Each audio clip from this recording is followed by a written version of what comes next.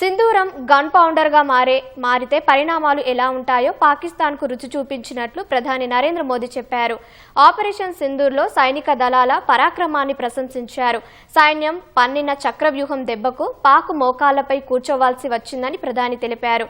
అణుబాంబు దాడుల బెదిరింపులకు భారత్ భయపడబోదని, పాకిస్తాన్తో ఒకవేళ చర్చలు జరిగితే పాక్ ఆక్రమిత కశ్మీర్పై మాత్రమే అని ప్రధాని మోదీ తేల్చి చెప్పారు.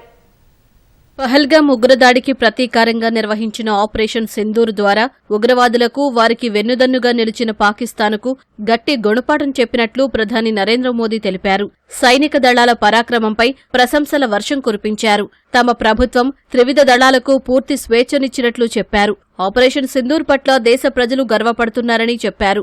ఆపరేషన్ సింధూర్ తర్వాత రాజస్థాన్లోని పలానాలో మొదటిసారి బహిరంగ సభలో పాల్గొన్న ప్రధాని మోదీ పాకిస్తాన్పై తీవ్రస్థాయిలో విరుచుకుపడ్డారు. 26 మంది ప్రాణాలను బలిగొన్న పహల్గామ్ ఉగ్రదాడికి ప్రతీకారంగా 9 ఉగ్రవాద స్థావరాలను 22 నిమిషాల్లో ధ్వంసం చేసినట్లు చెప్పారు. సింధూరం గన్ పౌడర్ గా మారితే పరిణామాలు ఎలా ఉంటాయో యావత్ ప్రపంచంతో పాటు దాయాది దేశం చూసినట్లు ప్రధాని మోదీ తెలిపారు. మహిళల సింధూరాన్ని చెరిపేసిన వారిని మట్టిలో కలిపేసినట్లు చెప్పారు.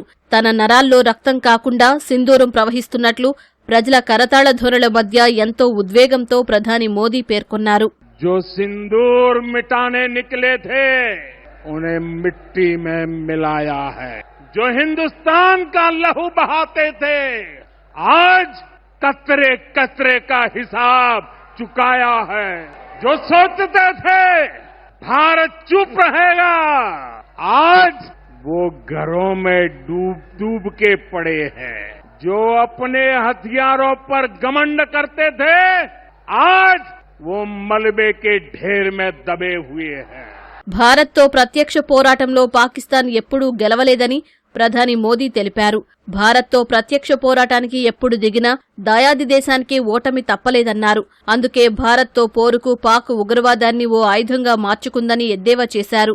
ఆపరేషన్ సింధూర్కు ప్రతిస్పందనగా పాకిస్తాన్ బికనీర్లోని నల్ వైమానిక కేంద్రంపై దాడికి యత్నించి విఫలమైనట్లు ప్రధాని మోదీ తెలిపారు. పాకిస్తాన్లోని రహీం యార్ ఖాన్ వైమానిక కేంద్రం ఎప్పుడు ప్రారంభమవుతుందో ఎవరికీ తెలియదన్నారు. సైన్యం జరిపిన దాడితో అది ఐసీయూలో చేరిందన్నారు. అణుబాంబు దాడుల పేరుతో పాకిస్తాన్ చేసే తాటాకు బెదిరింపులకు భారత్ భయపడబోదని ప్రధాని మోదీ స్పష్టం చేశారు. ఇకపై ఉగ్రదాడులు చేసే ముష్కరులను, వారిని ప్రోత్సహించే పాలకులను వేర్వేరుగా కాకుండా ఒక్కటిగా చూస్తామని ప్రధాని మోదీ తేల్చి చెప్పారు. आतंकवाद से निपटने के 3 सूत्र तय कर दिए हैं. पहला, भारत पर आतंकी हमला हुआ तो करारा जवाब मिलेगा.